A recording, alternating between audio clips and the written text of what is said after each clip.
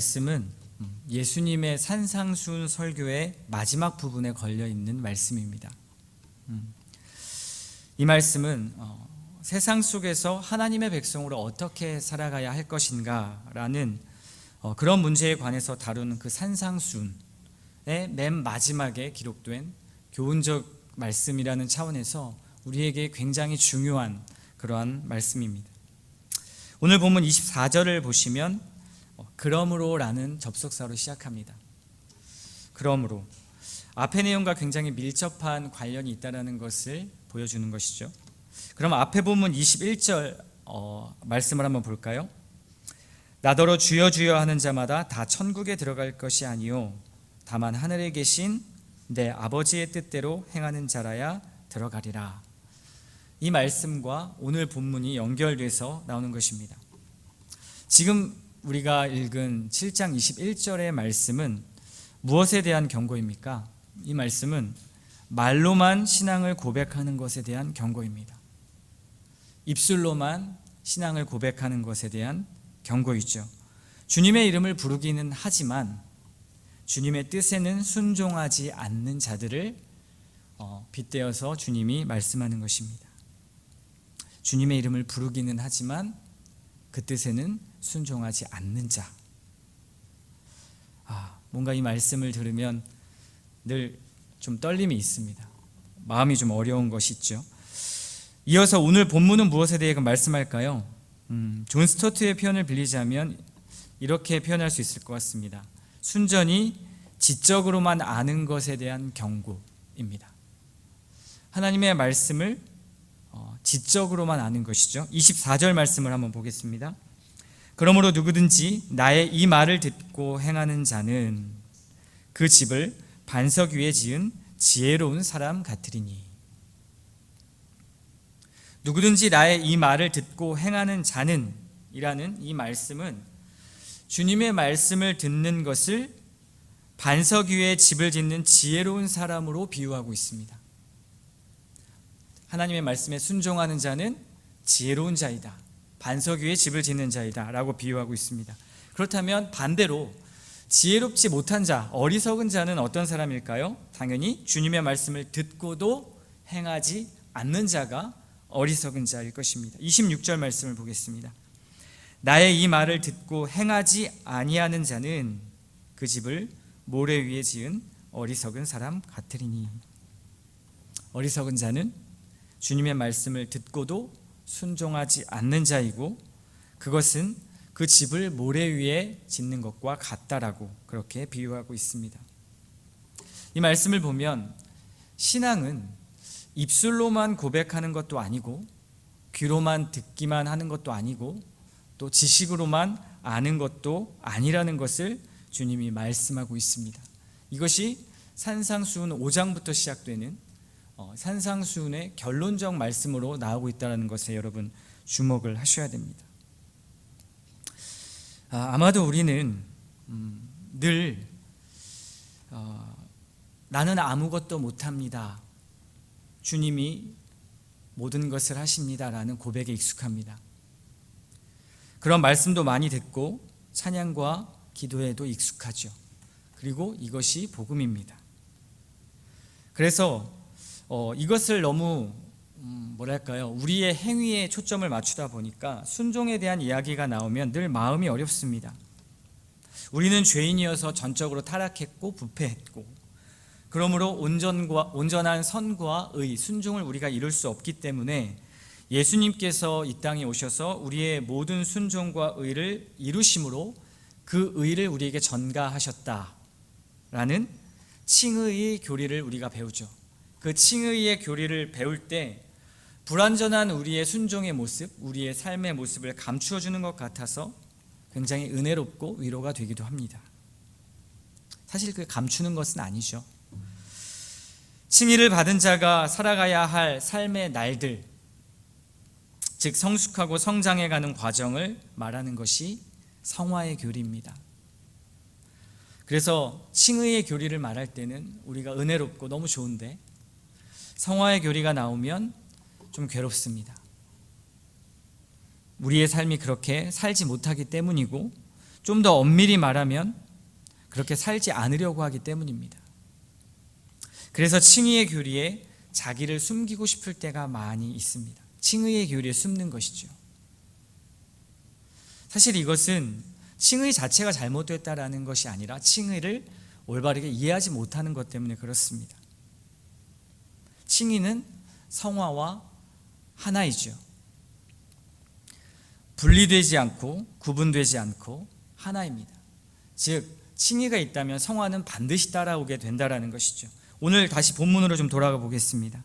오늘 본문에서 주님이 지적하고 있는 사람은 주님의 이름을 부르는 사람과 그리고 말씀을 들어서 지식으로 아는 사람입니다. 여기에 해당되는 사람들이 누구일까요? 주님의 이름을 부르는 사람이 누구이죠? 그리스도인들이죠. 말씀을 들어서 지식으로 잘 알고 있는 사람이 누구입니까? 그리스도인들입니다. 주님의 이름을 정기적으로 또 수시로 부르고 말씀을 읽고 듣는 우리들입니다.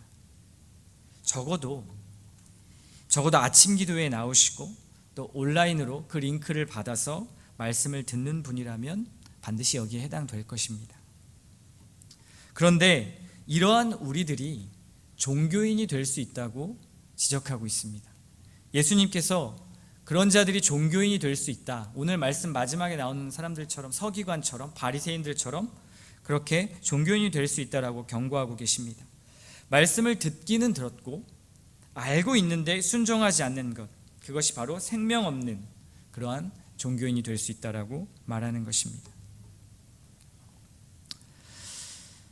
집을 짓는데 그 반석이란 견고한 토대와 기초 위에 집을 세움으로 비가 오고 바람이 불고 창수의 물결이 들이닥쳐도 그렇게 든든한 집을 짓는다면 건강한 신앙이지만 그것이 지혜 있는 자이지만 모래 위에 크게 무너질 집을 짓는 사람이라면 어리석은 사람이라고 말하는 것입니다.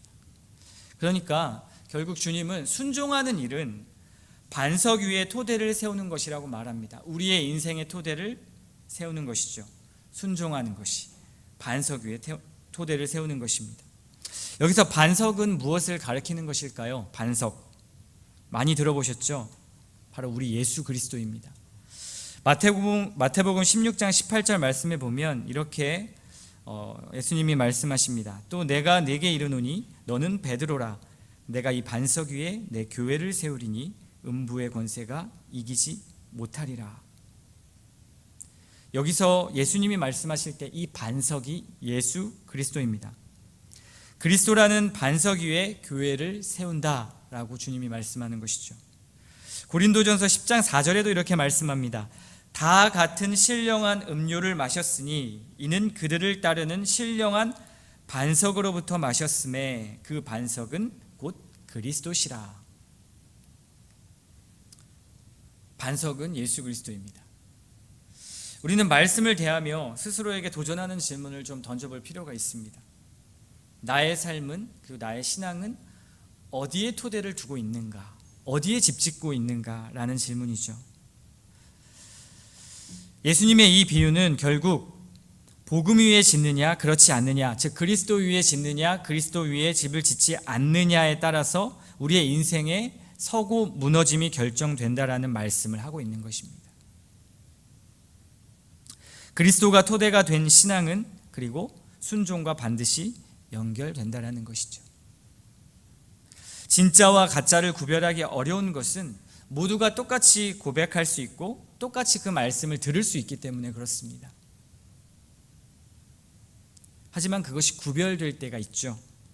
바로 우리에게 찾아오는 위기나 재앙, 폭풍 앞에서 그것이 구별됩니다. 그래서 존 칼빈은 이렇게 말했습니다. 참된 경건은 시련이 올 때까지는 가짜 경건과 완전히 구분되지 않는다. 진리를 알고 고백하는 것 자체가 순종을 대체할 수는 없다라는 것을 우리에게 가르쳐주고 있습니다. 사실 순종은 우리 삶이어야 하고요, 우리 일상이어야 합니다. 그래서 아까도 인용했지만 존 스토트는 이 부분을 이렇게 지적하고 있습니다. 한번 들어보십시오. 우리의 문제는 우리가 예수님께 혹은 예수님에 대해 점잖고 예의 바르고 정통적이고 열정적인 것들을 말하는가의 여부가 아니다. 또한 우리 마음이 그분의 가르침으로 가득 찰 때까지 그의 말씀을 듣고 귀를 기울이고 연구하고 숙고하고 암송하는가의 여부도 아니다. 그것은 우리가 말하는 것을 행하는가, 그리고 우리가 아는 것을 행하는가, 다른 말로 하면 우리가 고백하는 예수님의 주되심이 우리의 삶의 주된 실상 중 하나인가 하는 것이다. 지금 이 존 스토트의 말은 우리가 말씀을 읽고 듣고 연구하고 묵상하고 암송하는 것 자체가 잘못됐다라고 말하는 것이 아닙니다. 그 자체가 모든 것을 말해주는 게 아니라고 말하는 것이죠. 그것이 우리의 삶으로 행해지느냐 행해지지 않느냐의 문제라는 것입니다. 그리고 그 행함이 우리의 일상 속으로 들어와야 한다는 것이죠. 말씀에 순종하고 말씀이 삶이 되게 하는 것 정말 어렵고 힘든 일인 거 저도 경험하고 있습니다. 사실 순종은 우리의 본성을 거스르는 일이죠. 또 순종이 어려운 이유 중에 하나는 순종 뒤에 일어날 결과를 우리가 예측할 수 있고 생각할 수 있기 때문에 그렇습니다. 내가 이 말씀에 순종했을 때 나는 어떤 이익이 있을까? 어떤 손해가 있을까라는 것들이 우리의 머릿속에서 빠르게 계산되고 또 그렇게 손익분기점이 보여지기 때문에 그렇습니다. 사실 말씀에 순종한다라는 것 유익이 있습니까? 대부분 유익보다는 손해가 많은 것 같습니다. 그래서 대부분 순종하지 않으려고 하죠. 순종했을 때 나의 자존심이 상하고, 순종했을 때 나의 금전적인 경제적인 부분이 손해가 되고, 또 순종했을 때 우리의 삶의 환경이 바뀌고 여러 가지 것들을 경험해야 되기 때문에 그런 어려움을 감내하기 싫습니다. 그런데 그리스도 위에, 즉 반석 위에 세운, 그곳에 토대를 세운 집은 진짜 유익이 무엇인지를 오늘 말씀을 통해서 알려주고 있습니다. 무엇이 진짜 지혜이냐, 무엇이 진정한 토대이냐. 나중에 그렇게 내 유익을 위해서 세운 모래 위의 집은 비바람이 불고 창수가 나면, 홍수가 나면 언젠가 무너질 집이다 라고 주님이 말씀하고 있습니다. 그래서 오늘 말씀 통해서요, 저는 이 순종, 우리 행함의 문제는 결국 근본적으로 토대의 문제이고요, 그리고 동기의 문제라고 생각합니다. 무엇이 나를 이끄는가, 무엇이 나의 선장인가, 누가 내 삶의 기초 토대인가 하는 문제인 것이죠. 순종 자체의 문제로 이끌어가면 우리는 도덕주의에 빠질 수밖에 없습니다. 우리의 모든 것이 의무가 될 수밖에 없는 것이죠. 자발적 순종이 나올 수 없습니다. 신앙생활이 얼마나 괴롭겠습니까? 내가 이거 순종 못했구나, 오늘 이거 순종해야 되는데 라는 것을 늘 점검하는 것을 반복하고 또 자책하는 걸 반복하며 하루하루를 무거운 노역처럼 그렇게 순종하는 것이죠. 여러분, 아브라함이 하나님의 말씀에 순종해서 본토 친척 아비집을 떠날 때, 그리고 갈 길을 알지 못하고 갈 때 그 아브라함의 삶의 기초 토대는 무엇이었을까요? 그의 집과 그의 자녀들과 그의 환경과 그의 재산이었다면 아마도 그 길을 가지 못했을 겁니다. 그의 토대는 하나님이었습니다. 이스라엘은 어떤가요? 왜 하나님께서 이스라엘을 단번에 가나안 땅으로 이끄시지 않고 그들의 순종을 보시기 위해서 광야라는 그 광야에 40년을 그렇게 헤매게 하시고 훈련하셨을까요? 그들의 토대의 문제를 훈련하기 위해서였습니다. 결국에 그들의 순종은 결국 하나님이라는 토대 위에서 나오는 것이었기 때문에 그렇죠.